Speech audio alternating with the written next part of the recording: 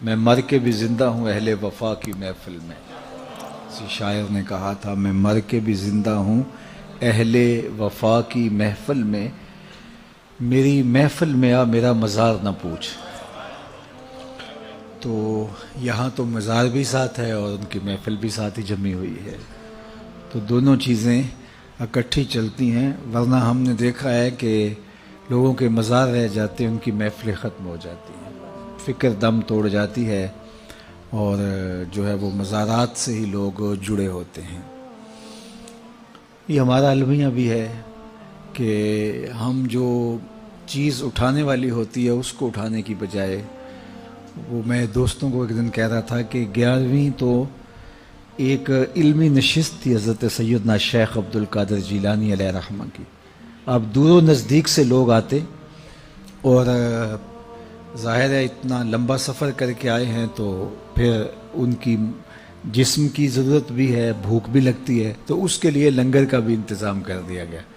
لنگر کا انتظام تو ضمناً کیا گیا، اصل تو علمی مجلس تھی، لیکن وہ لنگر رہ گیا اور جو اصل تھی وہ ہم نے اس کو اڑا دیا. تو یہ مزاج ہوتا ہے ہمارا. یہ لوگ عمرے سے واپس آتے ہیں، حج سے واپس آتے ہیں، تو واپس آ کے وہ وہاں کی باتیں سناتے تو مجھے بعض کا بڑا ہوتا ہے. میں دوستوں کہتا ہوں کہ بس اپنا اپنا ظرف ہوتا ہے. تو آ کے وہ سنا رہے ہوتے ہیں کہ بس وہ مدینہ شریف میں بیٹھا ہوا تھا، میرے دل میں آیا کہ بریانی ملے، تو ایک آدمی بریانی لے کے آ گیا. میرے دل میں آیا کہ کوئی جو ہے وہ مجھے پائے مل جائیں، تو وہاں تو لجپال ہیں اور بس یہ دل میں آنے کی دیر تھی. تو ایک صاحب آئے کہ آپ سب پائے کھانے، تو میں ان کے ساتھ چلا گیا اور ماشاءاللہ اتنے پائے. اور یہ مجھے اس سے کوئی اعتراض نہیں ہے، کوئی پائے کھائے تو مجھے کیا نقصان ہے، اور مجھے کوئی اس سے غصہ بھی نہیں ہے. اور دوسرا سرکار کی در سے دنیا اور دین دونوں نعمتیں ملتی ہیں. لیکن مجھے افسوس ہے کہ وہاں بھی پائے ہی کھانے گئے تھے، وہاں بھی جو ہے وہ زردے متنجن اور بریانیوں کی تلاش میں گئے تھے. وہاں تو کچھ اور لینا چاہیے تھا آپ کو، وہاں تو کچھ اور ڈھونڈنا چاہیے تھا. آہ اے ناداں تو ہی چند کلیوں پر کنات کر گیا، ورنہ گلشن میں علاج تنگی داماں بھی تھا. وہاں تو درد دل مانگنا چاہیے تھا، وہاں تو کچھ اور طلب، وہاں تو تہجد کے سجدے مانگنے چاہیے تھے، وہاں تو علم کے اجالے مانگنے چاہیے تھے، وہاں تو امت کا عروج مانگنا چاہیے تھا. لیکن ہم وہاں جا کر کے بھی بریانی مانگ رہے ہوتے ہیں، وہاں جا کے بھی ہم یہ مانگ رہے ہوتے ہیں. تو چونکہ ہمارا ظرف یہ جو ظرف ہوگا اس کے مطابق ہی ہم طلب کریں گے، تو ہمارا تو ظرف بھی بہت چھوٹا ہے. تو میں سمجھتا ہوں کہ اگر کہیں ظرف بھی مل جائے، کہیں شعور بھی مل جائے، عمل کی منزل تو بعد میں آتی ہے، وہ بھی بہت بڑی دولت ہے. آج کل ہم شعوری فقدان کا شکار ہیں، علمی فقدان کا شکار ہیں. ہم فکری طور پہ انتہائی جو ہے وہ پس ماندہ ہو گئے ہیں، اور قومیں کبھی بھی اٹھ نہیں سکتی جب تک وہ فکری طور پہ بلند نہیں ہوتی. قوموں کی نہضت، قوموں کی نشت، اس کی بنیادی علم ہے. اور اگر آپ مجھ سے پوچھیں کہ اسلام کا کوئی دوسرا نام، تو میں کہوں گا اس دین کا دوسرا نام دین علم ہے. اسلام کا اگر کوئی دوسرا نام مجھے پوچھنا چاہیں تو وہ دین علم ہے. حضور علم کی تحریک لے کر آئے تھے، اور آغاز ہی اقرا سے ہوتا ہے اس دین کا، اور ہمیں پڑھنے پڑھانے کی تلقین کی گئی ہے. اور انسانی شرف کا سبب بھی علم ہے. اپنے مشارکات سے یہ جو ممتاز ہے، مناطقہ کہتے ہیں نطق ہے جو اس کو دیگر مشارکات سے ممتاز کرتا ہے. اعلی حضرت سے پوچھا گیا تو فرمایا کہ انسان کے لیے جو فصل ممیز ہے وہ نطق نہیں علم ہے. علم نے اس کو دیگر مشارکات سے ممتاز کیا، حتیٰ کہ فرشتوں سے بھی ممتاز کر دیا. آدم علیہ السلام کا تفوق جب ثابت کیا تو بوجہ علم ثابت کیا نا. جب فرشتوں نے کہا نحنو نسبح بحمدک ونقدس لک، ہم تیری تسبیح کے ترانے پڑھتے ہیں، تیری تقدیس کے گیت گاتے ہیں. اپنی وفاداری بیان کی، اللہ کی عبادت کا جو ان کا ذوق تھا اس کو بیان کیا. لیکن اللہ نے کیا کہا؟ جو میں جانتا ہوں وہ تم نہیں جانتے. اور پھر کیا ہوا؟ وَعَلَّمَ آدَمَ الْأَسْمَاءَ كُلَّهَا، آدم علیہ السلام کو مختلف اشیاء کے نام سکھائے. اور پھر وہ چیزیں پیش کی فرشتوں کے سامنے کہ ان چیزوں کے نام بتاؤ. وہ نہیں جانتے تھے تو کہا کہ اے آدم تم ان چیزوں کے نام بتاؤ. تو جب انہوں نے بتائے تو کہا میں نے کہا تھا میں زمین و آسمان کی پوشیدہ چیزوں کو جانتا ہوں. اور پھر ان کے لیے سجدے کا حکم ہوا کہ اب تعظیماً ان کے آگے اپنا سر جھکاؤ, اپنی جبین نیاز کو ان کے سامنے جھکاؤ, یا انہنا جو بھی علماء نے لکھا. تو ان کے لیے جو ہے وہ تم اپنے آپ کو جو ہے وہ عجز کے طور پہ پیش کرو, اور ان کا تفوق جو ہے تمہارے اوپر ثابت ہو گیا. کس وجہ سے؟ بوجہ علم. جن چیزوں کے نام فرشتے نہیں جانتے تھے ان چیزوں کے نام جناب آدم علیہ السلام جانتے تھے. تو آدم کا تفوق فرشتوں سے جو ہوا وہ بوجہ علم ہوا. تو پھر علم ممتاز کرتا ہے. وہ کتا جو سیکھ جائے اور کتا جو نہیں سیکھا ہوا, دونوں کے شکار میں فرق ہے. ایک کا لایا ہوا مردار ہے اور دوسرے کا لایا ہوا جو ہے وہ طیب ہے. کتا سیکھ جائے تو ممتاز ہو جاتا ہے, تو انسان کتنا ممتاز ہوگا وہ سیکھ جائے تو یہ سیکھنا ہی ہمارے لیے عزت کا سبب ہے, ہمارے لیے یہی وقار کی علامت ہے. امام فخر الدین رازی نے لکھا کہ وہ چیونٹی جس نے کہا تھا جلدی جلدی اپنی بلوں میں داخل ہو جاؤ, کہیں پیغمبر کا لشکر جو ہے وہ تمہیں اپنے پاؤں تلے کچل نہ دے عدم آگہی کی وجہ سے, یعنی ان کا التفات نہ ہو, توجہ نہ ہو, اور وہ تمہیں اپنے پاؤں تلے رون ڈالے. یہ چیونٹی نے کہا. 3 فرسخ دور ابھی لشکر تھا اور چیونٹی نے پہلے سے ہی اس کو محسوس کیا اور اپنی ہم جولیوں سے کہا. اللہ اکبر. حضرت سلیمان علیہ السلام نے اس بات کو سنا. فتبسم ضاحکا من قولها, اور اس کو سن کے مسکرا بھی پڑے. پیغمبر کے حواس کو اپنے حواس پہ قیاس کرنے کی کبھی بھی بدکاری نہیں کرنی چاہیے. اللہ نے جو پیغمبروں کو شان دی ہے وہ الگ ہے. ہمارے کان کے پردے پہ بھی چیونٹی رکھ دی جائے تو ہم نہ سمجھ پائیں کہ وہ کیا بول رہی ہے. 3 فرسخ دور 9 میل بنتا ہے, 14-15 کلومیٹر بنتا ہے. اتنی دور سے چیونٹی نے کہا کہ جلدی جلدی اپنی بلوں میں داخل ہو جاؤ, اللہ کے نبی کا لشکر بے خبری میں کہیں تمہیں کچل نہ ڈالے. تو اس بات کو حضرت سلیمان نے اتنے فاصلے سے سن لیا.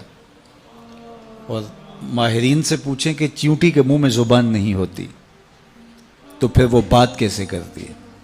یا تو یہ کہ وہ منہ سے منہ لگا کے اپنے لعاب کو جوڑتی ہے تو اس سے ڈیٹا ٹرانسفر ہوتا ہے, یا پھر جو ہے وہ اپنے سامنے والی 2 ٹانگوں کو جو مہین سے بال ہوتے ہیں ان کو رگڑتی آپس میں, اور اس سے جو آواز پیدا ہوتی ہے اس سے اپنی ہم جولی کو کوئی میسج دے رہی ہوتی ہے.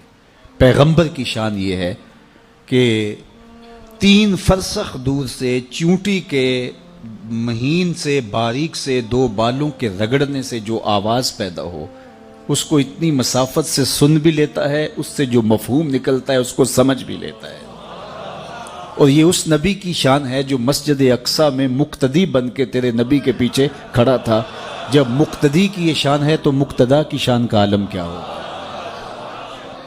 ان کی عظمتوں کا عالم کیا ہوگا. تو کبھی بھی یہ بدکاری نہیں کرنی چاہیے کہ پیغمبر کے حواس کو اپنے حواس پہ قیاس کر لیا جائے. اللہ نے ان کو جو شانیں دی ہیں وہ وراء الورا ہیں. انی ارا ما لا ترون و اسمع ما لا تسمعون. میرے اور آپ کے آقا و مولا نے ارشاد فرمایا جو میں سنتا ہوں وہ تم نہیں سنتے, اور جو میں دیکھتا ہوں وہ تم نہیں دیکھتے. میرے والد گرامی فرمایا کرتے تھے نبی کی تو شان ہی نرالی ہے. صحیح ترمذی میں روایت ہے, اور امام ترمذی کا چونکہ طریق ہے وہ اس کا درجہ بھی بیان کرتے ہیں, اور کہا ھذا حدیث حسن صحیح. یہ حدیث حسن بھی ہے صحیح بھی ہے. اور وہ حدیث کیا ہے کہ جب میاں بیوی گھر میں الجھ پڑتے ہیں اور بیوی کہتی ہے جب سے تیرے گھر میں آئی ہوں میں نے تو سکھ دیکھا ہی نہیں, تو اس لڑائی کو جنت سے جو ہے وہ حور جو اس مرد صالح مومن کی بننے والی بیوی ہے دیکھ رہی ہوتی ہے اور اس لڑائی کو سن رہی ہوتی ہے, اور کیا کہتی ہے قاتلک اللہ, تیری خرابی ہو, یہ تو چند دن تیرے پاس ہے, یہ تو میرا شوہر ہے. تو میرے بزرگ فرمایا کرتے تھے حور کہاں سے دیکھتی ہے؟ جنت سے. اور جنت کہاں ہے؟ سدرۃ المنتہا کے پاس. सिदरतुल मुंतहा के पास से जन्नत से हूर देखती भी है, सुनती भी है, जवाब भी देती है। और हूर कौन है? मेरे नबी के गुलाम की बनने वाली बीवी है, मंगेतर है अभी। ये उसकी समाअतों का आलम है यारो, मदीना तो दूर ही नहीं है। इन पाते और जो मैं सुनता हूँ वो तुम नहीं सुन पाते। अल्लाह अकबर। हुजूर सलातुल इस्तिस्का पढ़ाने लगे ना, तो हाथ हुजूर ने आगे बढ़ा लिया, फिर पीछे खींच लिया, सलाम फिरा तो पूछा गया, हुजूर आपने हाथ आगे बढ़ाया था, फिर खींच लिया, कहा जन्नत में खजूरों सही। और हाथ कहाँ पहुंचा? जन्नत में। और जन्नत कहाँ है? सिदरतुल मुंतहा। हाँ, नज़र पहले आसमान के, दूसरे आसमान के सितारे भी देख लेती है। मेरा हाथ 3 फुट तक पहुंचता है, नज़र तीसरे आसमान तक पहुंचती है। और जिसका हाथ जन्नत तक पहुंचता है उसकी निगाह कहाँ तक पहुंचती है? उसकी निगाहों का आलम क्या हो? तो कहा जल्दी जल्दी अपनी बिलों में दाखिल हो जाओ, अल्लाह के पैगंबर का लश्कर तुम्हें कहीं बेखबरी में कुछ चलना दे। तो इस पर हज़रत सुलेमान मुस्कराए। अल्लाह अकबर। तो इमाम फ़खरुद्दीन राज़ी अलैहि रहमा फरमाते हैं कि उस च्यूटी को इस बात का इल्म था कि पैगंबर की सोहबत पाने वाला लश्कर जानबूझकर नन्ही जान को भी ज़ाया नहीं कर सकता। इसलिए उसने कहा कहीं बेखबरी में ना मारी जाओ, कहीं बेखबरी में ना कुचली जाओ। तो ये च्यूटी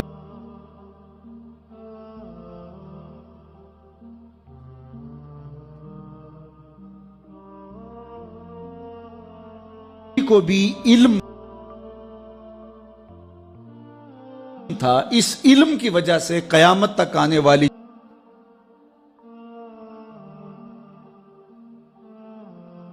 च्यूटियों का उस च्यूटी को सरदार बना दिया गया। ये शऊर रखने की वजह से कि पैगंबर की सोहबत में बैठने वाला लश्कर जानबूझ के नन्ही जान को भी ज़ाया नहीं कर सकता। अल्लाह अकबर। ये इदराक, ये शऊर एक च्यूटी भी रख सकती है, लेकिन एक तंजीम के कायद को क्यों नहीं पता? ये तो एक च्यूटी को भी इल्म है।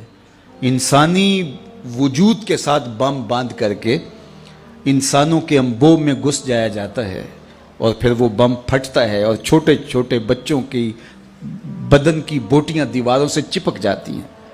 और तंजीम का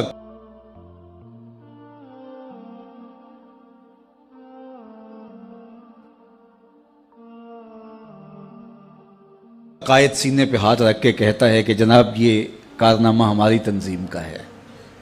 मियाँ एक च्यूटी को भी शऊर है कि नबी की तरबियत में रहने वाला लश्कर जानबूझ के नन्ही जान को भी ज़ाया नहीं कर सकता। और जो इंसानों के अंबों में घुस जाते हैं और ख़ुद कुछ बमबार हमले करते हैं, वो किसी शैतान का लश्कर तो हो सकता है, पैगंबर का लश्कर नहीं हो सकता है। ये इदराक च्यूटी को भी है, उसका सबब है। इल्म अज़मतों का हवाला है। इल्म जो है वो रिफ़तों का जो है वो अलम है। इसलिए हमें इल्म हासिल करने की तरगीब दी गई है। उलमा ने कहा, फ़ुक़हा ने, कि अगर किसी शख्स को ये पता चले कि उसकी ज़िंदगी बहुत थोड़ी रह गई है, आजकल वो डॉक्टर बता देते हैं कि ये 4थे स्टेज पे कैंसर चला गया है, तो अब आपके पास बहुत थोड़ा वक्त रह गया है, इस थोड़े वक्त की कदरदानी कीजिए। चाहे अल्लाह तो लंबी ज़िंदगी भी दे सकता है, बीमारी को काफूर भी कर सकता है, लेकिन ज़ाहरी असबाब यही बताते हैं। मैं आपको इस ज़िमन में मुझे एक बात याद आ गई, मेरे इस मौजू से तो जुड़ी नहीं लेकिन शऊर की बात है, आपको मैं ज़रूर वो बताना चाहूँगा। हमारे शहर के एक साहब थे, उन्हें डॉक्टर ने बताया कि आपकी बीमारी इस नोयत पे है कि अल्लाह चाहे तो आप बरस हा बरस जिएँ, लेकिन जो ज़ाहरी असबाब है वो यही बता रहे हैं कि कोई 1-1.25 महीना आपकी ज़िंदगी है। तो आप जाएं और जाके जो है वो हुकूकुल्लाह, हुकूकुल इबाद, उनकी तलाफ़ी कीजिए, ज़िक्र फ़िक्र में वक्त गुजारिए। तो वो मुझे मिलने आए और मुझे कहने लगे कि मुझे वैसे कोई तकलीफ़ नहीं है और डॉक्टर ने मुझे ये कहा है और फ़लाँ हॉस्पिटल के डॉक्टर ने कहा है, लेकिन फिर भी मैं चाहता हूँ कि किसी और को भी दिखला दूँ। तो एक बड़ा अच्छा डॉक्टर था मेरे मिलने वाला, मैंने कहा आप उससे मिल लीजिए। तो उन्होंने मुझे फ़ोन किया कि जो हज़रत आपके भेजे हुए थे तो वो बिल्कुल ऐसी ही पोजीशन है, कोई 1 माह के मेहमान हैं, तो बाकी उन्हें तकलीफ़ हो तो दाखिल भी किया जा सकता है, लेकिन कोई तकलीफ़ वो कहते हैं मुझे नहीं है। تو ٹھیک ہے وہ اپنی زندگی گزاریں اور اللہ اللہ کریں، ذکر فکر میں لگے. تو وہ بعد میں میرے پاس آئے، مجھے کہنے لگے ڈاکٹر نے مجھے یہ کہا. تو میں نے کہا میری بھی ان سے یہی بات ہوئی ہے. تو میں نے کہا ٹھیک ہے، یہ آپ کے پاس اللہ آپ کو لمبی زندگی دے، ہم دعا کرتے ہیں، لیکن یہ بڑا قیمتی وقت ہے. جو بات آپ کو میں بتانے لگا ہوں وہ یہ کہ وہ کسی اور صاحب سے ملے. آپ ان صاحب کو بھی جانتے ہیں جو جن کا میں ذکر کر رہا ہوں، ان کو صرف علماء جانتے ہوں گے، باقی نہیں جانتے. لیکن جس کا میں ذکر کرنے لگا ہوں اس کو آپ سارے جانتے ہیں. وہ بھی ایک عالم دین ہے. انہوں نے کہا کہ آپ فلاں جگہ پہ چلے جائیں، فلاں صاحب دم کرتے ہیں تو اس سے آپ کو آفاقہ ہو جائے گا. تو میں ان کو، میرے وہ بڑے ملنے والے ہیں تو میں ان کو فون کر دیتا ہوں. تو وہ صاحب وہاں چلے گئے اور انہوں نے جا کے جب اسپیشل ٹائم دیا اور انہوں نے جو ہے وہ کہا کہ ڈاکٹر جھوٹ بولتے ہیں، آپ بالکل ٹھیک ہو جائیں گے. بڑا ان کو جو ہے وہ تسلی دی اور ساتھ دم شم بھی کیا. جب وہ واپس آ رہے تھے تو بہت زیادہ خوش تھے، چونکہ ایک تو بیماری تھی، پھر ڈاکٹرز نے کہا تھا 1 مہینہ سوا مہینہ آپ کے پاس ہے. تو اب یہ مجھ سے پوچھا تو میں نے بھی کہا، دوسرے ڈاکٹر سے سیکنڈ اوپینین لیا تو اس نے بھی یہی کہا. لیکن یہ پہلا شخص تھا جس نے ان کو ریلیکس کر دیا. بالکل آپ پریشان نہ ہوں، ختم. اب وہ واقعی وہ ان کو لگا کہ میں تو، چونکہ ایک بوجھ تھا نا، نفسیاتی بوجھ، وہ اتر گیا. وہ گئے تو وہ پورے 8 دن جس نے مصلی بچھا کے اللہ اللہ کرنی تھی وہ اس کی تعریف کرتا رہا. کتنا اچھا ہے، کتنا فیض ہے، اتنا ہجوم تھا. پورے 8 دن بعد پھر حاضری تھی. پھر گیا اور پھر کہا کیا کیسا ہے؟ انہوں نے کہا بڑا فرق ہے. انہوں نے کہا آپ بالکل ٹھیک ہو جائیں گے. پھر دوسرا دم ڈال دیا. تو اگلے 8 دن بھی وہ اس کی تعریف کرتے رہے. پھر اگلے ہفتے گئے، چوتھے ہفتے واپس آ رہے تھے، راہ والی طبیعت خراب ہوئی، پھر ان کا انتقال ہو گیا. تو مجھے خبر ملی اور مجھے سارا واقعہ کسی نے سنایا. تو میں نے کہا اس ظالم نے 1 مہینے اس شخص نے جو اللہ کا ذکر کرنا تھا وہ چھین لیا اس سے. اس نے جو مصلی بچھا کے جو ہے وہ اللہ سے لو لگانی تھی وہ چھین لی. اسی لیے فاسقوں کے پاس، ایسے لوگوں کے پاس جانے کی یہ کم نحوست ہے. بات سمجھ آ رہی ہے؟ یہ کم نحوست ہے. اور اس نے جو حقوق العباد کی تلافی کرنی تھی، ظاہر زندگی گزری ہے، کوئی کسی سے سختی تلخ بات ہو جاتی ہے تو کسی سے جا کہنا تھا میاں میں تو مہمان ہوں، مجھے معافی دے دے. تو وہ حق بھی سچ لیا. وہ پورا مہینہ سویر سے شام تک، وہ جمعہ بھی پڑھاتے تھے وہ صاحب، میں نام نہیں لیتا. تو جمعے میں بھی انہوں نے تذکرہ کیا کہ وہ بڑا فیض ہے یار، مجھے تو بڑا فائدہ ہو گیا. ہوا کیا کہ وہ نفسیاتی بوجھ اتر گیا اور ہوا وہ جو ڈاکٹر نے بتایا تھا. تو وہ اس سے اللہ کا ذکر چھین لیا. یہ بڑی باریک چال ہوتی ہے، تو اس سے ہمیں پناہ بھی مانگنی چاہیے. ایک صاحب تھے، وہ عیسائی ہو گئے ایک زمانے میں، اور تھے وہ امام مسجد. تو وہ تقسیم ہند سے پہلے کی بات ہے اور وہ سیالکوٹ کا علاقہ تھا. تو کچھ علماء علاقے کے گئے، جا کے اس کو کہا کہ یار ہمیں بتاؤ نا کیا ہوا، کون سی دلیل تمہیں اچھی لگی اور تم نے اسلام چھوڑ دیا. تو اس نے کہا کہ میں ایک دن فجر کی نماز پڑھانے کے لیے آیا، سخت جھاڑے کا موسم، تو زمانے میں وہ ہیٹر شیٹر تو مسجدوں میں ہوتے نہیں تھے، تو بڑی مشکل سے وضو کیا تھا. کنویں پہ جا کے پانی نکالا، وضو کیا، اور میں جو ہے وہ ٹیک لگائے ایسے تھا تو میری آنکھ لگ گئی، ادھر اقامت ہو گئی. تو اب اگر میں وضو کرنے جاؤں تو ویسے نفس بھی نہیں مان رہا تھا اور نمازیوں کا اپنا پریشر ہوتا ہے، تو میں اٹھا اور نماز پڑھا دی. لیکن میرے دل میں بڑا ڈر لگا کہ میں نے مصلی رسول کی توہین کی ہے تو مجھے میرے اوپر کوئی عذاب آئے گا. لیکن سارا دن گزر گیا، کوئی عذاب نہیں آیا. پھر اگلے دن، اس سے اگلے دن، پھر آہستہ آہستہ میرا یہ معمول ہونے لگا کہ میں ایسی نماز پڑھا دیتا. ایک دن میں جنابت سے تھا اور میں ہمت کر لی اور مصلی پہ کھڑا ہو گیا اور نماز پڑھا دی. لیکن آج میں ڈرا کہ آج کوئی قہر کی بجلی ٹوٹے گی اور آج میرے اوپر عذاب آئے گا. لیکن سارا دن گزر گیا. شام میں نے فیصلہ کیا اسلام دین ہی سچا نہیں ہے، تو میں نے اسلام چھوڑ دیا. تو علماء نے کہا تو کہتا ہے میرے اوپر عذاب نہیں آیا، اللہ نے اپنا دین چھین لیا. تو سمجھتا ہے میرے اوپر عذاب کوئی نہیں آیا، اللہ نے اپنا دین چھین لیا. اللہ کسی سے توفیق سلب کر لے، یار تھپڑ تو اس کو ماریں گے نا، اس بچے کو جس کو آپ داخلہ جس کا ختم نہیں کرتے. کان تو اس کو پکڑائیں گے جس کو آپ کو اپنا بچہ سمجھیں گے. اور جس کو آپ نکال ہی دیں گے، نہ اس کو تھپڑ ماریں گے، نہ اس کو سزا دیں گے، نہ اس کو کان پکڑوائیں گے، نہ اس کو فائن کریں گے. فائن تو اسی کریں گے جس کو اپنا سمجھیں گے.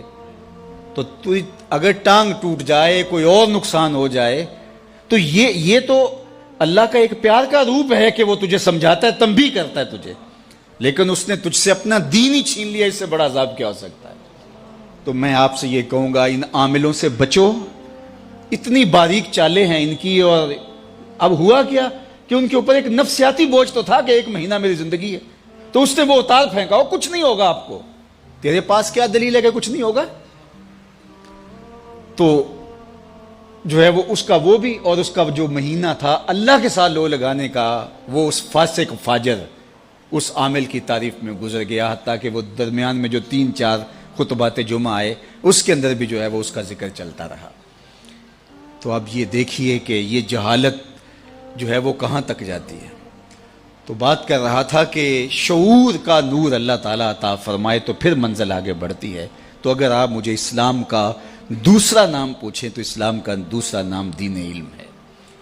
اللہ کے محبوب علیہ السلام نے احد کے موقع پہ جب 70 صحابہ شہید ہوئے تھے، تو اس وقت جب تدفین کا مرحلہ آیا تو حضور پوچھتے تھے کس کے سینے میں قرآن کی آیتیں زیادہ ہیں، اس کو آگے دفن کیا جاتا تھا. یعنی دنیا میں بھی وہ آگے اور دین میں بھی وہ آگے.